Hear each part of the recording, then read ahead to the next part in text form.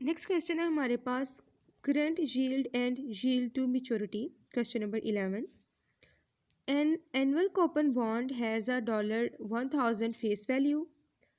Coupon rate of 5% will mature in 10 years and currently sells for $810.34. What is the yield to maturity of the bond? आपने यहाँ पर जो calculate करना है वो yield to maturity है।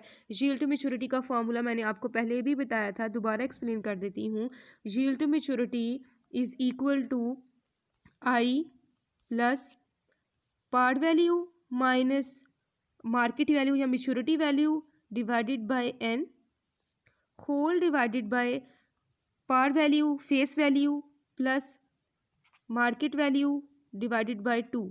ठीक है, आप ये वाला फार्मूला होता है यील्ड टू मैच्योरिटी का। आप इस क्वेश्चन नंबर 11 के पार्ट ए में इजीली कैलकुलेट कर सकते हो। Annual interest payment will be 50 क्योंकि 1000 पार वैल्यू है, 50 आपका कूपन इंटरेस्ट रेट है तो ये 50 हो जाएगी। फेस वैल्यू या पार वैल्यू आपके पास 1000 है। मैच्योरिटी वैल्यू जो आज के दिन में है, मार्केट वैल्यू जिसे भी आप कह सकते हैं, वो कितनी है 810.34। तो 1000 में से आप इसको लेस करोगे, नीचे भी आपने वही काम करना है। एंड आपके पास कितना है 10 ईयर्स। आपके पास यील्ड टू मैच्योरिटी का जो आंसर आएगा मैंने कैलकुलेट किया है तो पार्ट ए का आपके पास आंसर आ गया है YTM इज इक्वल टू 7.6%। ठीक है, पार्ट बी की तरफ चलते हैं। कहता है what is the current yield of the bond. अब करंट यील्ड हम कैसे कैलकुलेट करेंगे, उसके लिए डिफरेंट फार्मूला होगा। करंट यील्ड का बेसिकली मतलब ये होता है कि आपने जिस साल उसको सेल कर दिया है उस साल तक कितना यील्ड रिसीव किया है। यील्ड में आपको बता चुकी हूँ, जो भी आप प्रॉफिट रिसीव करते हो, जो आपका रिटर्न होता है, जो भी आपने पेमेंट जो प्रिंसिपल अमाउंट के अलावा रिसीव करना होता है। ठीक है, तो यहाँ पे वो कहता है कि आप करंट यील्ड कैलकुलेट करें। करंट यील्ड का सिंपल सा फॉर्मूला है, ये मैंने आपके सामने मेंशन किया है। एनुअल इंटरेस्ट पेमेंट जिन्हें हम आई से रिप्रेजेंट करते हैं, उनको हम डिवाइड कर देते हैं करंट मार्केट वैल्यू के साथ। जिस दिन आप अपना बॉन्ड सेल करे होगे उस दिन उसकी क्या वैल्यू होगी, उसको हम जो है वो डिवाइड कर देते हैं किसके साथ, अपनी एनुअल इंटरेस्ट पेमेंट के साथ। अगर हम यहाँ पर देखें तो हमारी एनुअल इंटरेस्ट पेमेंट है, क्योंकि 1000 पार वैल्यू है, 5% कूपन है, तो एनुअली आप कितना रिसीव करेंगे $50। करंट मार्केट वैल्यू उसने आपको गिवन की है 800.34। ठीक है, जब आप करंट यील्ड कैलकुलेट करोगे तो आपका आंसर डेसिमल्स में आएगा, फ्रैक्शन में आएगा। 100 से मल्टीप्लाई करोगे तो जैसे हम YTM को 100 से मल्टीप्लाई करते हैं, करंट यील्ड को भी 100 से मल्टीप्लाई करेंगे तो आपका जो पार्ट बी है उसका आंसर आ जाएगा 6.17%। मीन्स करंट यील्ड हमारे पास कितना होगा 6.17%। दोनों में अगर हम डिफरेंस देखें, पार्ट ए में हमने YTM कैलकुलेट किया था, पार्ट बी में हमने करंट यील्ड कैलकुलेट किया है। मैंने YTM के बारे में आपको बताया था कि ये वो यील्ड होता है अगर कोई भी इन्वेस्टर अपना बॉन्ड टिल मैच्योरिटी होल्ड कर कर रखेगा तो जो रिटर्न उसको एक्चुअल में रिसीव हो रहा होगा वो उसका YTM होगा। ठीक है, 10 ईयर्स मैच्योरिटी के है ना। कोई भी इन्वेस्टर अगर इस बॉन्ड को 10 साल के लिए अपने पास होल्ड करके रखेगा तो जो उसको एक्चुअल में रेट ऑफ रिटर्न रिसीव हो रहा होगा वो कितना होगा 7.6%, जो कि हमने कैलकुलेट कर लिया है। लेकिन चूंकि वो ये कहता है कि अगर वो वाला पर्सन जिसके पास ये बॉन्ड है वो आज इसको आज की डेट पर सेल कर देता है, देन उसको करंट यील्ड कितना रिसीव होगा। तो आज की डेट पर जो उसकी मार्केट प्राइस है बॉन्ड की वो इतनी है। अगर वो आज इस प्राइस पर उसको सेल कर देता है तो करंट यील्ड उसको कितना रिसीव हो रहा है 6.17%। मतलब दोनों में अब डिफरेंस हमने किस में देखना है, पार्ट सी में। क्वेश्चन की रिक्वायरमेंट नंबर सी में कहता है why does the current yield differ from the yield to maturity. दोनों यील्ड में, दोनों रेट ऑफ इंटरेस्ट में डिफरेंस क्यों है।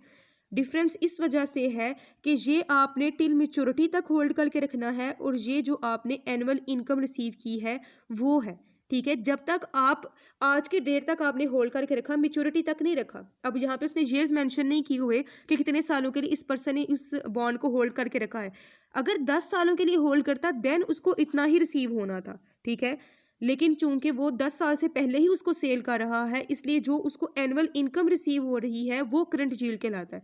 करंट यील्ड को हम एनुअल इनकम भी कहते हैं और YTM को हम इनकम कहते हैं टिल मैच्योरिटी, जो कि आपको रिसीव होती रहेगी। ठीक है। तो एनुअल इनकम आपकी 6.17 है, इसीलिए दोनों में डिफरेंस है कि आपने करंट यील्ड मतलब इस बॉन्ड को 10 साल तक के लिए होल्ड करके नहीं रखा, इसलिए दोनों में डिफरेंस आ रहा है। हमारे करंट यील्ड 1 साल के एनुअल इनकम है, और ये वाईटीएम अगर हम मैच्योरिटी तक रखते देन हमको ये रिटर्न रिसीव होता। अब पार्ट डी में आपको क्या कहता है? पार्ट डी में कह रहा है कि 1 year later that marketer rates have increase to 8%। अभी हमने देखा वाईटीएम हमारा 7.6% है, करंट यील्ड हमारा 6.17% है। अब कहता है कि 1 साल गुजरने के बाद जो यील्ड हो जाएगा वो कितना होगा? 8% हो जाएगा। Assume that you have just received a coupon payment and you sold the bond. अगर सिर्फ इतनी बात की जाए तो गर्ल्स, कोई भी इन्वेस्टर जब अपने पास बॉन्ड रखता है तो उसको एनुअली एक अमाउंट रिसीव होनी होती है। वो कितनी है इस वाले बॉन्ड के लिए?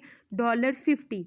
ठीक है। तो कहता है कि फॉर एग्जांपल आपको एनुअल कूपन पेमेंट रिसीव हुई और साथ ही आपने उस बॉन्ड को क्या कर दिया है? सेल कर दिया है। किस प्राइस पर सेल करेंगे? जो कि उसने यहाँ पर हमें गिवन की है। करंट सेल बताया ना कि करंटली इतने अमाउंट पे सेल हो रहा है,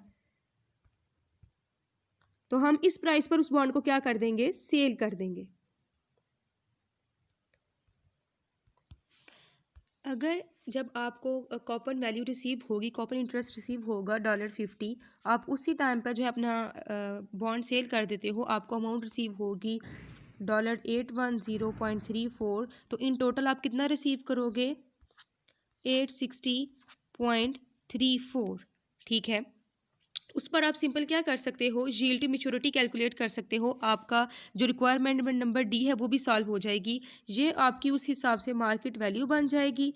पार वैल्यू आपके पास वही है 1000, क्योंकि उसने पूछा यही है। If you sold your bond at its intrinsic value what would be the rate of return on your investment. तो कैसे आप कैलकुलेट करोगे? जैसे कि मैंने आपको बताया, आप ये वाली 50 अमाउंट रिसीव कर रहे हो कूपन इंटरेस्ट रेट की, ये वाली इस वैल्यू पर आप उस बॉन्ड को सेल कर रहे हो। तो जिस साल आप उसको सेल करोगे उस साल आपको इतनी अमाउंट रिसीव होगी। इस प्राइस पर सेल करोगे तो वो आपकी क्या बन जाएगी? एम।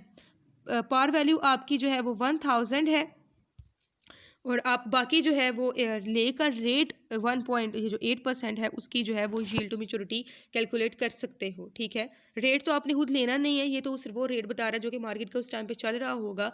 वाईटीएम आपने कैलकुलेट करना है अगर आप इस प्राइस पर आज उस बॉन्ड को सेल कर देते हो। जब आप कैलकुलेट करोगे तो आपका आंसर जो है 6.87% आएगा। ठीक है। रिक्वायरमेंट नंबर डी का आंसर। आपको इतना एक्चुअल में यील्ड टू मैच्योरिटी रिसीव हो रहा है।